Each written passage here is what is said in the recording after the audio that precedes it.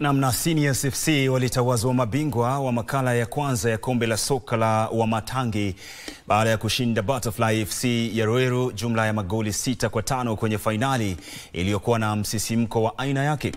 Fainali hiyo ilichezwa wakati wa uzinduzi rasmi wa uwanja mpya wa Thigio ulioko kwenye wadi ya Ndeia, kaunti ndogo ya Limuru.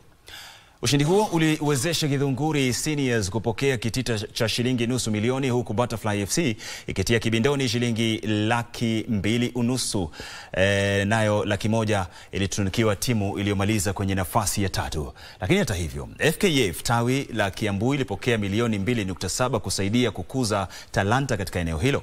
Kombe hilo lilinuiwa kukuza vipaji na kuongeza nafasi kwa vijana katika michezo na sekta ya ubunifu.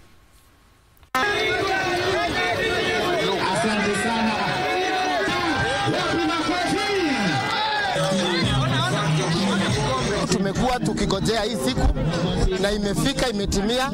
Tumeweza kupata ushindi kama Githunguri Seniors, tumeweza kunyakua kikombe cha Governors Cup Kiambu County. Ndio mara yetu ya kwanza, miaka yetu ile 10 hii ndio miaka kwetu ya kwanza kusema at least tumeweza kupata kitu ya kupeleka nyumbani. Kwa hivyo sasa vijana watoke kule mandukani, vijana wetu watakuwa wanafanyia michezo hapa.